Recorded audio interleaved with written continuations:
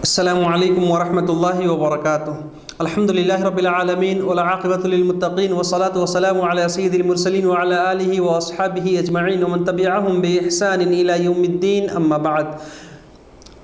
میرے تمام دینی اور اسلامی بھائیوں، ہم ایک آدرش مسلم کیسے ہو سکتے ہیں، اس بارے میں ہم باتیں کر رہے ہیں۔ آج ہمارا یہ 10واں پارٹ ہے۔ اس سے پہلے اپنے 9 پارٹ میں ہم نے یہ باتیں سیکھی کہ ہم اپنے رب کے سمکش، اپنے پالن کرتا کے سمکش، اپنے اللہ کے نزدیک ہم کیسے انسان بن سکتے ہیں، ارتھات اللہ کے جتنے حق اور ادھیکار ہیں بغیر اس کو ادا کیے ہوئے ہم ایک پرتیمان، اس طرح سے آئیڈیل اور نمونہ، ایک مثالی انسان نہیں ہو سکتے۔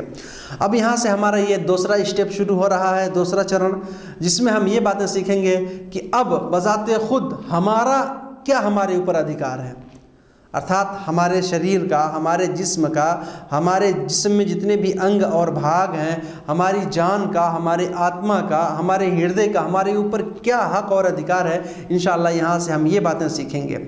میرے بھائیوں، اسلام دھرم ہر مسلمان سے، ہر انسان سے یہی چاہتا ہے کہ وہ اچھا بن کے رہے، وہ بن سنور کے رہے، بناؤ سنگار کرے، اپنی خوبصورتی کو ظاہر کرے اور لوگوں کے اندر اس کا ایک مکھیہ استھان ہو، اس کا ایک خاص مقام ہو، اس کی ہیبت ہو لوگوں کے اندر، اور لوگ اس سے محبت کریں، مایا اور پریم کریں، وہ لوگوں کے اندر لوگ پریہ ہو۔ اسلام لوگوں سے یہی چاہتا ہے، اپنے اخلاق کو اچھا بنا کر کے، اپنے آچرن اور چرتر کو اچ اور شریشٹھ بنا کر کے، اسی طرح سے اپنے ظاہری بھاگ، اپنے جو اوپری بھاگ ہیں، شریر ہے، اس کا کپڑا وغیرہ ہے، پوشاک وغیرہ ہے، اس کو بھی وہ اچھا بنا کے رکھے، یعنی شاریرک اور مانسک دونوں روپ سے وہ تیار رہے، تب وہ جو ہے اچھا اور کامیاب انسان ہوگا۔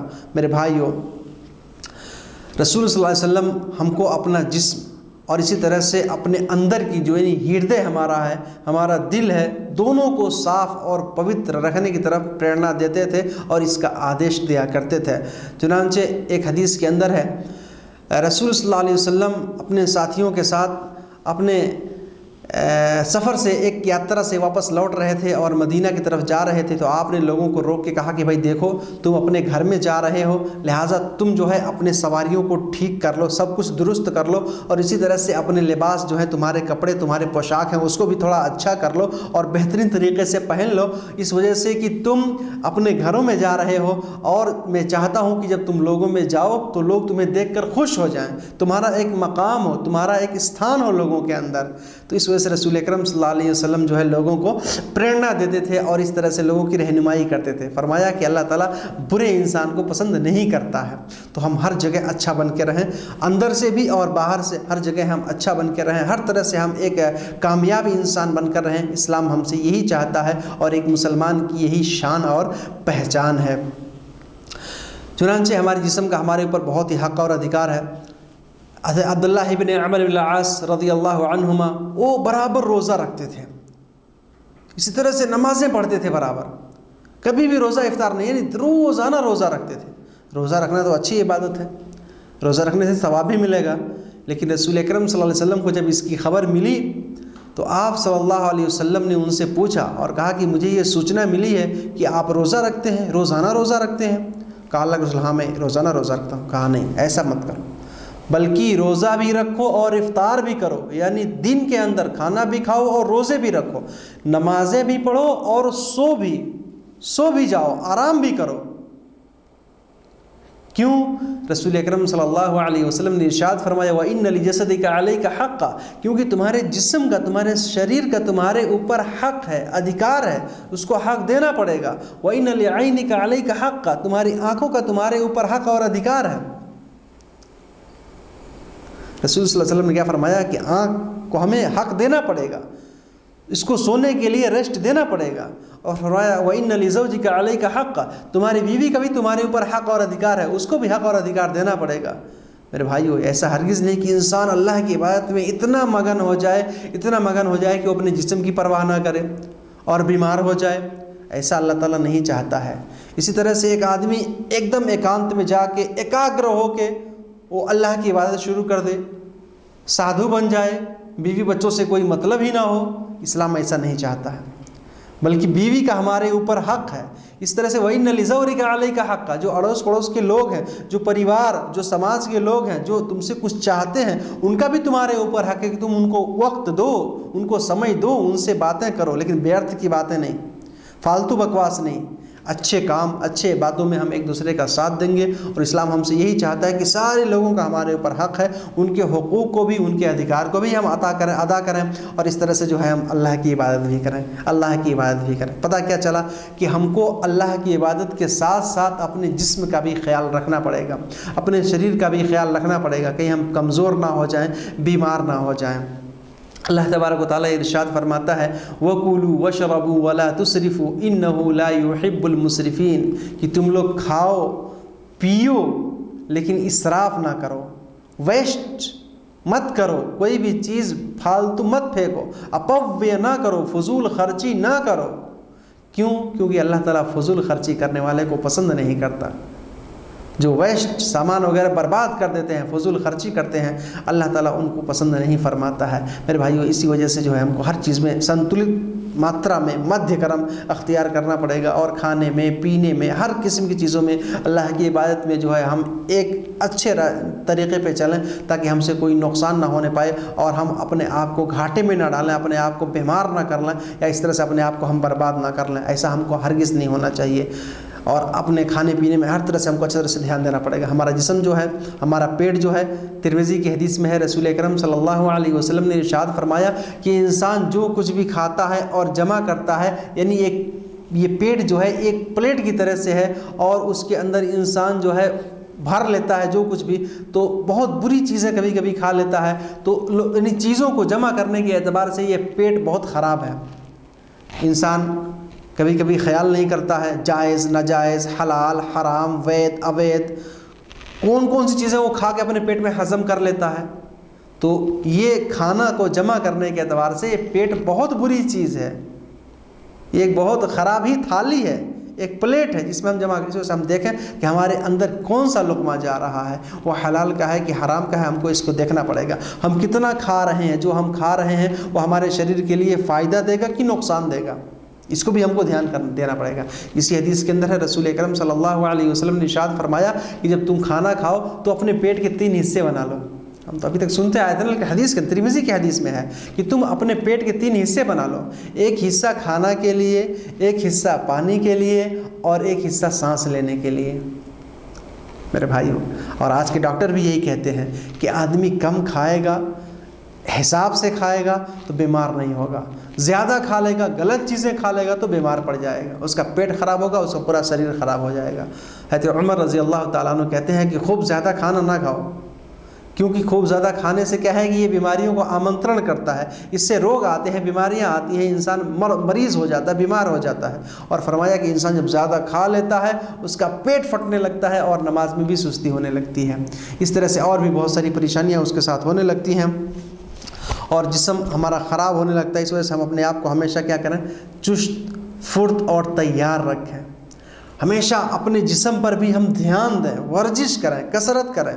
کیوں؟ اللہ کے رسول صلی اللہ علیہ وسلم نے ارشاد فرمایا کہ المؤمن القوی خیر واحب الی اللہ من المؤمن الضعیف، ارتھات ایک طاقتور، ایک شکتیشالی، ایک پہلوان مسلمان ایک کمزور مسلمان سے بہتر ہے، اللہ کے نزدیک زیادہ پیر یہ ہے۔ لیکن بھلائی تو دونوں کے اندر ہے، دونوں مسلم ہیں، لیکن جو طاقتور ہے، جو پہلوان ہے، جو شکتیشالی ہے، وہ اللہ کو زیادہ پیر ہے، کیونکہ وہ ہر کام کر سکتا ہے، لوگوں کی یا پورے کائنات، پورے سنسار، پورے برہمانڈ کی وہ کایا پلٹ سکتا ہے۔ جو ایسے شکتیشالی لوگ، پہلوان لوگ اور اچھے لوگ، طاقتور لوگ رہیں، تو اس وجہ سے اپنے شریر کو ہم کو اچھا بنانا پڑے گا۔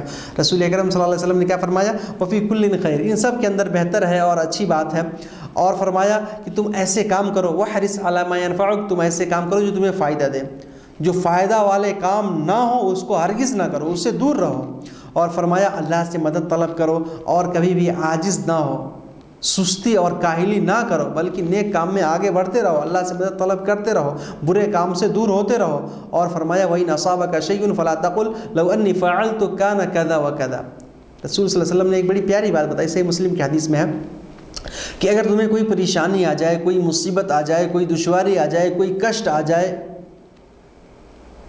तो तुम ये हरगिज़ ना कहो कि अगर मैं ऐसा किया होता तो ऐसा होता, अगर मैं ऐसा किया होता तो ऐसा होता, ऐसा हरगिज़ मत कहो। क्यों? फ़इन्न लौ तफ़्तहु अमल शैतान, ये लौ जो है ये शैतान के दरवाजे को खोलता है। क्या है? हम ऐसा हरगिज़ ना कहें अगर मैं ऐसा करता तो ऐसा, बल्कि क्या कहें क़दरुल्लाहि व मा शाअ फ़अल, अर्थात अल्लाह ने जैसा मेरी किस्मत में लिखा था, अल्लाह ने जो मेरे भाग्य में लिखा था वही हुआ। क़द्दरल्लाहु व मा शाअ फ़अल, या क़द्रुल्लाहि व मा शाअ फ़अल, अल्लाह ने जैसा चाहा वैसा किया। हम अल्लाह पर हमेशा भरोसा रखें और अपने तकदीर के ऊपर, अल्लाह ने जो हमारे भाग्य में, हमारे तकदीर में जो लिखा उसके ऊपर भी हम ईमान रखें। क्या फरमाया कि फ़इन्न लौ तफ़्तहु अमल शैतान, ये लौ जो है ये शैतान का काम है, इसे शैतान के वसवसे के दरवाजे खुलते हैं और इंसान अपने ईमान से हाथ धो बैठता है। ईमान कभी कभी बर्बाद, इंसान का कभी कभी ईमान बर्बाद हो जाता है। तो इस वजह से मेरे भाइयों हम इन सब कामों को ना करें, बल्कि हम एक बेहतर इंसान, अच्छा इंसान बनने की कोशिश करें। क्योंकि हम जानते हैं ना कि ये लौ लफ्ज़ जो है इसको अगर, मगर या लेकिन कहते हैं। और किसी कहने वाले ने कहा कि बात बिगाड़े तीन, अगर मगर लेकिन। जिस भी बात में, जिस भी काम में अगर आ गया या मगर आ गया या लेकिन आ गया तो वो बात बिगड़ जाती है ना। अगर तुम ऐसा करते तो ऐसा होता, मैं वहाँ गया था मगर आ गया, बात ख़राब। ये बात तो बहुत अच्छी है लेकिन आ गया, बात ख़राब। तो हम यानी ऐसे अपने भाग्य में या अपनी मर्ज़ी में जो चीज़ें हैं तो ऐसे यानी वक्त पे हम ये बातें लौ का लफ्ज़ इस्तेमाल ना करें तो ज़्यादा ही बेहतर होगा।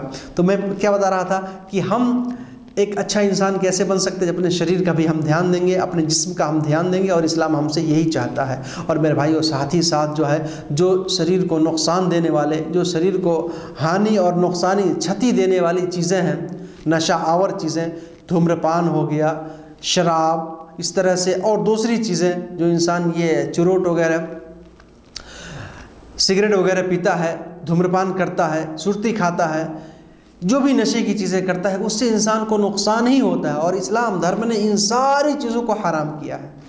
पता क्या चला कि जिस चीज़ से भी शरीर को नुकसान हो, नुकसान पहुँचे, जिस भी चीज़ से इंसान को नुकसान पहुँचेगी और जो घृणात्मक यानी गंदी चीज़ें हैं, इस्लाम ने उन सारी चीज़ों को हराम किया है, नाजायज़ है।